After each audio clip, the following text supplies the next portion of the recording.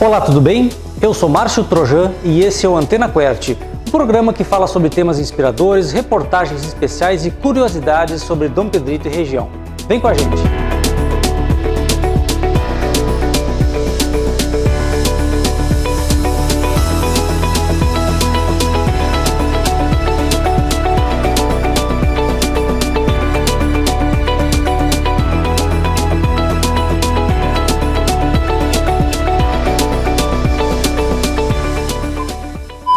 E no primeiro episódio nós vamos falar sobre contos, causos e lendas da cultura popular pedretense, como as correntes que soltam, a coberta da alma, o velório da cruz, Firmina Pedrosa e Aristides Dutra.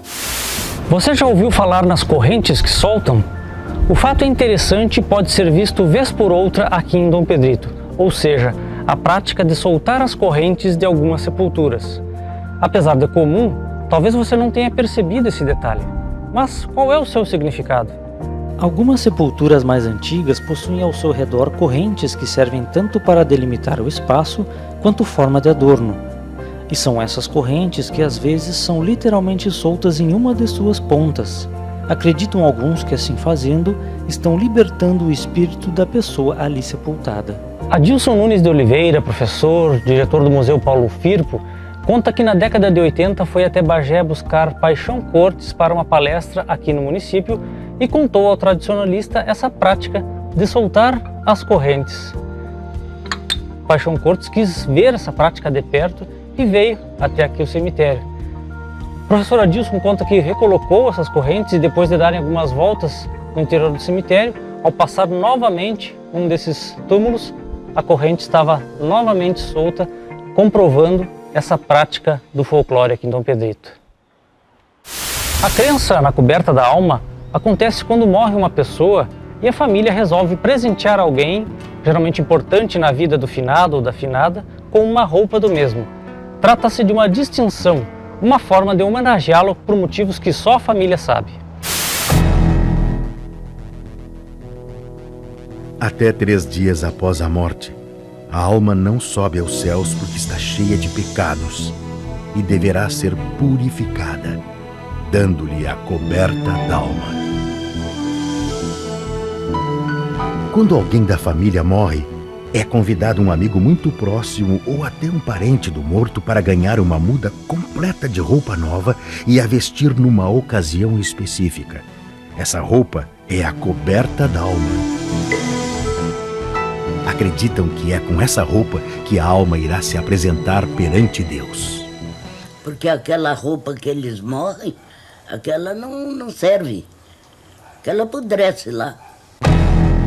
Esse espírito parte nu. Então, como transmitir isso aí, se não através do desgaste da roupa por um vivo que seja capaz de, representando o morto na vida, elevá-lo na sua dignidade de uma alma vestida perante Deus, para o juízo final. O dever é tapar suas vergonhas, carne. Já o velório da cruz é outra prática que acontecia antigamente e foi registrada por Paixão Cortes em seus escritos. Conta-se que ocorria quando uma pessoa morria de repente. O morto era velado, sepultado. Lá pelo meio da madrugada havia o café, o bolo frito, a piada, a gozação e no dia seguinte a cruz era levada para o lugar do túmulo. Acredita-se que Benedito Pacheco tenha sido morto no local onde está esse túmulo. Ele era um cabo do 6º Regimento de Cavalaria Independente que em 1893, por ocasião da tomada de Dom Pedrito, ele marchou contra o inimigo, tendo sido morto nesse local. De acordo com Urbano Montardo, historiador pedritense, uma velha negra teria cavado uma cova e o enterrado naquele local, tendo sido posteriormente construído um túmulo para o combatente. Mais tarde, seus restos mortais foram transladados para o cemitério municipal, hoje extraviados. Como Benedito era negro, a cultura popular passou a associá-lo a São Benedito, santo da Igreja Católica, e seu túmulo passou a ser conhecido como Túmulo de São Benedito. Deste ponto em diante, começou-se a atribuir graças alcançadas ao santo, denominando-o como São Benedito, ou Túmulo da Ponte, passando deste modo a fazer parte do folclore do povo pedretense. Sua intervenção é geralmente associada à causa das águas, tanto que há mais de 20 anos, quando a cidade passou por uma grande seca, um grupo de pessoas realizou uma procissão que partiu da Estação Velha até o túmulo, carregando flores e velas para acendê-las a Benedito Pacheco, na esperança de que chovesse e terminasse com a seca. Também está relacionado com a proteção às crianças e doenças da garganta. Adilson Oliveira conta que a cada enchente o túmulo era parcialmente destruído, isso antes da última revitalização feita pelo município, e ele era reconstruído novamente, não se sabe por quem, se tornando esse um local de devoção paralitúrgica, ou seja, uma liturgia fora da Igreja Católica. Agora nós vamos falar de outro personagem pedritense, Aristides Caetano Dutra. Aristides nasceu em 14 de agosto de 1919, na região do Ponche Verde, perto do Bolicho da Pedra. Filho de José Antônio Dutra e Maria Antônia Caetano Dutra, ele ficou órfão de pai aos 5 anos e precisou logo pegar no batente para ajudar a família numerosa. Mais adiante ele trabalhou na aviação férrea em Santa Maria, período que se dava a construção dos trilhos naquela localidade. Aos 18 anos, ao acordar, Aristides percebeu que estava cego. Ele sentou do lado de fora da residência onde ele morava em Santa Maria e pensou: meu Deus, o que vai ser de mim? Nisso ele enxerga uma luz e nessa luz a imagem de Nossa Senhora Aparecida que lhe dizia: vai ali fora que tem uma ervinha, passa nos teus olhos. A partir daí ele voltou a enxergar. Mas foi depois desse episódio que ele teve esse dom aflorado. Ele olhava para a pessoa, dizia o que ela tinha, indicava o remédio e elas se curavam. Ele era o que hoje se denomina como médium de cura. Com aproximadamente 30 anos, um pouco mais, um pouco menos, sob orientação dos seus mentores espirituais, algo que nem Aristides sabia o que era nessa época, ele se recolheu a um retiro espiritual.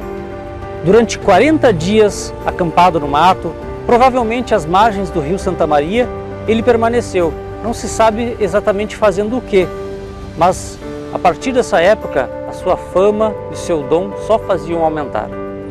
Aristides não fazia do seu dom um meio de vida. Aliás, essa sempre foi uma premissa em sua trajetória. Atendia pessoas de todas as crenças e mesmo aquelas que não acreditavam em nada. Proprietário de um armazém e de uma pequena chácara, era daí que ele tirava o seu sustento junto com a esposa, que fazia pães, bolos e balas para vender. Atendia todos em sua casa, sem dias e horários pré-determinados. Mais adiante ele funda o seu centro espírita, o Centro Espírita Jesus de Nazaré.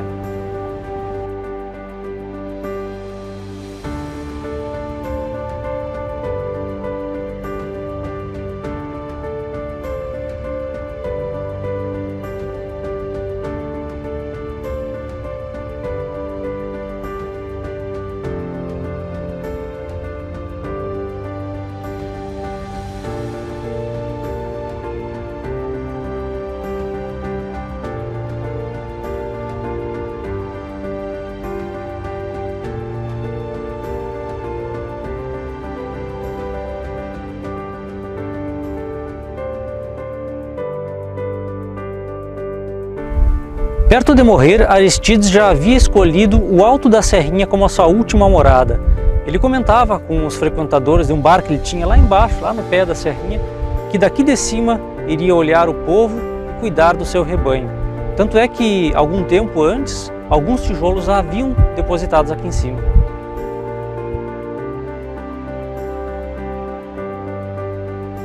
Um outro fato muito curioso da vida de Aristides é que ele predisse a própria morte. Em 1986, ele começou a avisar as pessoas para que no dia 25 de abril elas fossem até o seu centro espírita. E nesse dia haveria uma grande reunião de pessoas, mas que ele não iria falar, somente as outras pessoas iriam falar. Depois do último atendimento, ele deu um abraço em uma mulher, foi para casa, sentou à mesa e morreu como havia previsto.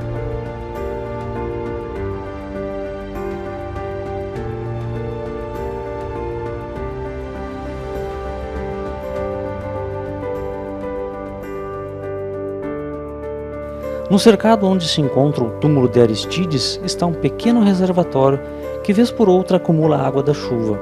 Acreditam uns que essa água possui propriedades curativas e dela se servem para ungir diferentes males, mostra da fé popular no santo pedritense.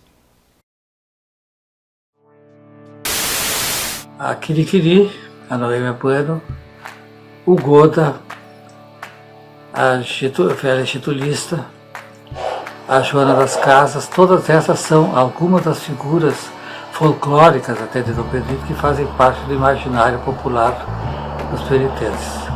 Mas uma, sobretudo, se sobrepõe, que é a Firmina Pedrosa, no século XIX, início do século XX, e no século XX, predominantemente, e XXI, o Goda. São duas figuras emblemáticas da história do Pedrito. A Firmina Pedrosa era uma figura caricata, vamos dizer, né? Representa o exagero da vaidade feminina. Então, muito enfeitada, com muitos colares, muitas pulseiras, muitos chapéus, muitas flores, muitas cores. Ela saía pela rua e era motivo também de gozação, né? Porque, lamentavelmente, esses tipos folclóricos assim sempre tem dois lados que a gente vê. Um lado dionisíaco, que é esse da brincadeira, de entrar na história dessa pessoa que tem essa debilidade mental, né? De entrar nessa história, um pouco divertido, e também aquela parte da maldade, né? Que é a parte demoníaca, de fazer alguma coisa que provoque uma reação maior, né? E a Firmina Pedrosa tinha esses dois lados. Uma época enfeitaram ela de Rainha do Carnaval, inventaram que era a Rainha do Carnaval de 1923, fizeram um vestido especial para ela, uma fantasia especial, uma mistura de cangaceiro com não sei o que, com noite, coisa assim, um vestido branco bordado com estrelas e com luas, coisa assim, e um chapéu de cangaceiro. Uma fantasia multifacetada. Cada casa que ela chegava, com um grupo de pandeiro e algum instrumento assim, chegava, davam um suco, uma comidinha para ela, um pastelzinho, alguma coisa assim. Só que em alguma casa deram um laxante, né? E aí a história se tornou bem triste, né? A parte demoníaca, né? Sim. E outra foi essa história do casamento, também falando, né? Chegou na cidade um carioca, um militar, graduado. Eu invento com voz mansa e bem chiado, né? E ela se encantou com o militar e queria se casar com ele. Fez várias declarações de amor para ele. E simularam na frente da igreja um altar, um genuflexório, onde ela iria se casar com esse militar. E vestiram de noiva e toda essa história, tudo que seria preciso para o casamento, só que tudo era fantasia, né? Nada estava realmente acontecendo. E o noivo participou da brincadeira? Não, esse era uma outra pessoa, né? Vestido com uma roupa de militar, e ele veio, e na hora que vai dizer o sim, que ela realmente aceita como seu legítimo esposo, como sua legítima esposa, chegam militares vestidos de brigada, coisa assim, brigadiano, sei lá, e dão voz de prisão para ele. Ela entrou num surto muito sério, né? Rasgou toda a roupa, se atirou no chão, e gritava, e as pessoas ficaram com muito medo, porque foi muito longo, demorou muito para ela voltar mais ou menos ao normal da vida dela, né? Então foram dois momentos assim interessantes. E tem uma passagem também que é muito interessante, que ela influenciou também no folclore de Dom Pedrito, né? Porque sempre que você vê uma figura, uma mulher muito enfeitada, muito carregada de pintura e de enfeites, nós dissemos, bom, tu estás igual a Firmina Pedrosa. E eu, às vezes, eu me lembro, se eu estiver em Paris e me gritarem Firmina Pedrosa, só pode ser de Dom Pedrito, né? Porque esse é um ditado popular de Dom Pedrito.